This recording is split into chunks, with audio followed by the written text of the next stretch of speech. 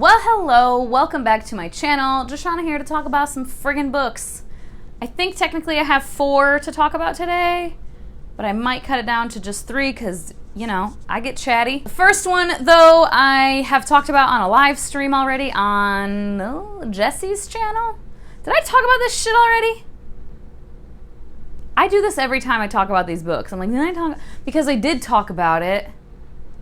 Did I talk about this shit? I genuinely don't fucking remember. I know I talked about this somewhere. Oh, maybe when I talked about Shadow and Bone, the show. Because I'm like, I know I referenced having talked about this on Jesse's channel. Oh, what is my memory? Anyway, this is fucking Ruin and Rising by Leigh Bardugo, book 3 of the Grishaverse trilogy. And yeah, I'm not going to talk about it a whole hell of a lot. It's young adult fantasy. You all know, right? Everyone's aware of this series, especially right now with the show and everything. And yeah, I felt very, very meh about this whole series upon this reread and this book too. I did rate this one higher than the first one and definitely than the second one. I gave this 3.25. There was more stuff happening, you know, more excitement, I guess. Alina was still incredibly bland to me, and I just hate it's like the author tactic of, look at how good of a person she is because she constantly hesitates about everything. Like, you gotta make decisions sometimes, you know? Just do something, bitch. Do something. And then Nikolai is just forever the best. I feel like Nikolai is what kind of saved the series for me from it being like a 2-star overall. The ending also annoyed me when so spoilers, skip to the next book if you don't want to hear spoilers for the end of Ruin and Rising. Okay, they go and like they're in hiding now, right? Freaking Mal and Alina are like, ooh, we're gonna like live our normal lives now because she doesn't have her magic. But like now her hair is bright white and she's like clearly young and not like some old lady with this bright ass white hair, and they're gonna go live and take care of these children in an orphanage, but like live there, and the Grisha visit them randomly, sporadically, like they're friends, they're magical friends, come to see them. And it's like, who the fuck wouldn't be able to put 2 and 2 together that this is Mal and the Sun Summoner? I just found it, I'm like, you guys are hiding not very well. And like, they don't have to hide, I guess, like, but that was how it was put, is like, ooh, they're being top secret, so no one can bother them. Like, they're not being secret at all. Like, what? I don't know, it just annoyed me. I was like, this is stupid. But yeah, overall, this was a better time than the last book, mostly because there was more of the other characters that I enjoy. We got a little bit more of Zoya, we had some more Nikolai, we got a little bit more Genya, and so on. And then also because there was more exciting, fun things happening. It was a little more action-packed. So yeah, I gave this one 3.25, as I think I already said. Actually, there is a book I'm not going to talk about because it's part of my deep dive into fantasy romance. So yeah, I'm not going to talk about that one right now. So it will be 3 books. The next book I'm going to talk about is The Chosen and the Beautiful by Nhi Vo, which I don't have a physical copy of right now, but I will be ordering, pre-ordering, because I don't think it comes out until like next week or within the next couple of weeks. It comes out in May, if memory serves me correctly. But yeah, I was given an e-arc from NetGalley for an honest review, and I'm gonna do a separate review of this, so I'll be kind of brief here. It is a reimagining / retelling of The Great Gatsby, but with Jordan Baker as the main character instead of Jay Gatsby or Nick Carraway. And in this version, Jordan Baker is a queer Vietnamese adoptee who is in the socialite class because of her family that she was adopted into. And we have a little bit of magic in this world. People can sell their souls to hell for power and prestige, which a lot of the people in the socialite class do. And while Jordan is part of that socialite group and considered one of them, she's also never really given the keys to the kingdom, so to speak. She kind of floats along, enjoying the privileges that she does have, a lot of the time alongside her childhood friend, Daisy Faye, now Daisy Buchanan. Until the summer when Daisy's cousin, Nick, comes to town and is living next to the enigmatic, mysterious Jay Gatsby, who is from Daisy's past, and things ensue. So, okay, this book. I need to be brief here while I'm doing this recent wrap-up. I will just say the characters I thought were great. I want to be Jordan Baker's friend.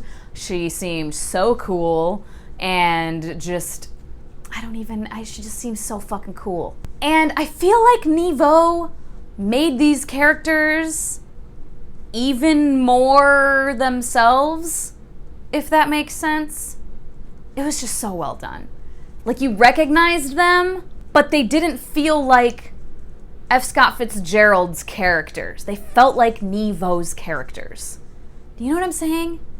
That was so good. The atmosphere, the tone, the vibes of this were fucking immaculate. If you like The Great Gatsby, and you like the vibe of The Great Gatsby, the Baz Luhrmann movie as well, you are going to love the atmosphere of this. It's very slow-paced. I saw some reviews talking about, like, this just wasn't for me. It was really slow-paced. But, like, so is The Great Gatsby. And it's supposed to be. It's this very ethereal, frivolous people doing frivolous things and being very, like, melancholy, sometimes very dramatic with their dialogue and their metaphors all over the place and whatnot, but oh my god. Oh, I loved it. Just that whimsical dialogue and that whimsical energy of it all. Ugh. It was just so great. Towards the end, the magic got a little bit more ethereal and like existential. And there was something at the end where I was like, wait, what is happening? I was a little confused for a second. I had to go back and like read it again. And I was like, oh, okay. And it was a twist that happens.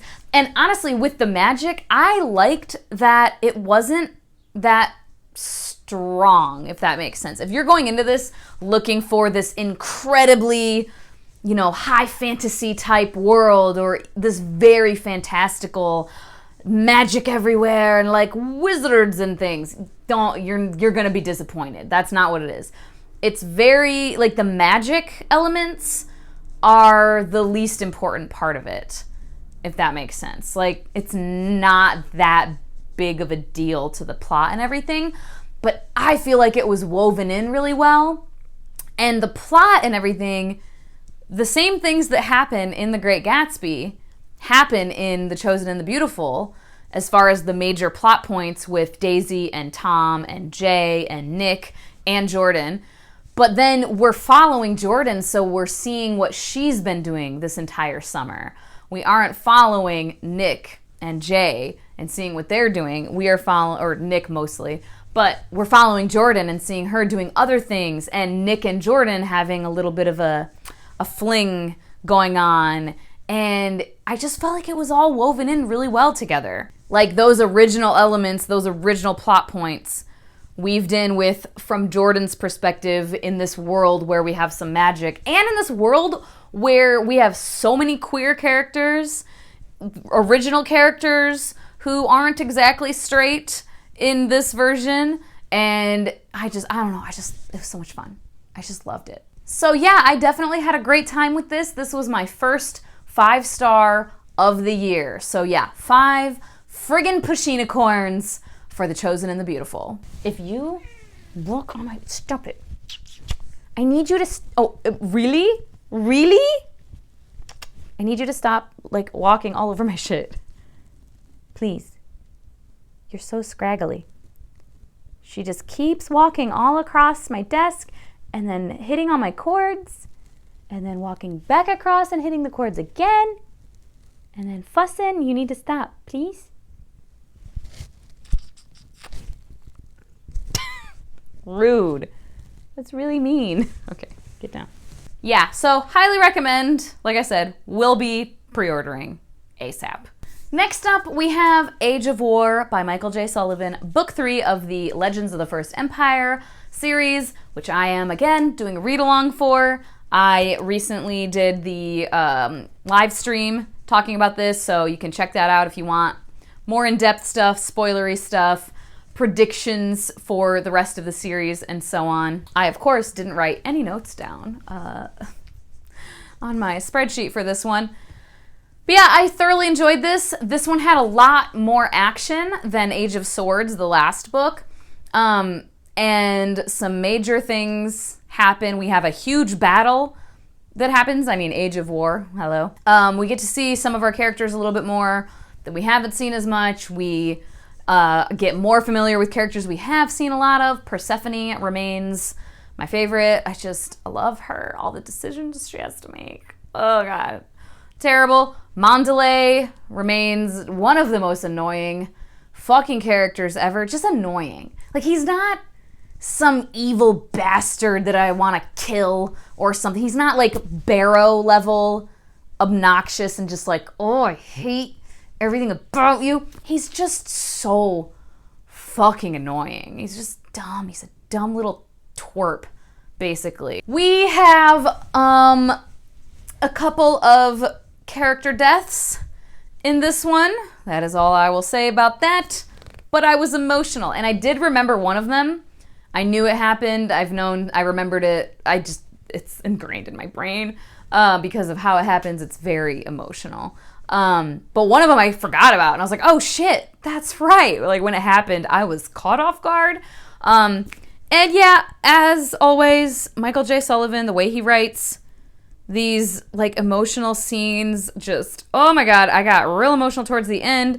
There is a reunion scene that happens between two characters that just breaks my heart in the best way. Oh, it's so good. I don't want to say which characters because I don't want to spoil stuff, but yeah, many tabs of oh shit moments, many tabs of foreshadowing, many tabs of emotional pulling at my heartstrings. I did get like teary-eyed genuinely in the one part at the end, the reunion. And it's like this character that has an emotional, psychological breakthrough, and it's just so sweet what happens. I can't. Anyway, yeah, had a great time with this. Very excited to get to the next book, which is Age of Legend, which is the last one that I have read already. So that'll be the last reread of this read-along for me. I'm very excited. This one did not quite get 5 Pushinicorns, but it was pretty high up there because of all the emotion and the action and all the fun stuff happening. I gave this one 4.75 Pushinicorns. Yay! So that is all. Those are the 3 books I'm going to talk about today. If you have read any of these, let me know what your thoughts were down below, as always. Or if you don't have any thoughts, give a little emoji, whatever you want. Like and subscribe if you feel so inclined. As always, thank you so much for your time. Hope you guys have a wonderful day, and I will talk to you later. Bye-bye.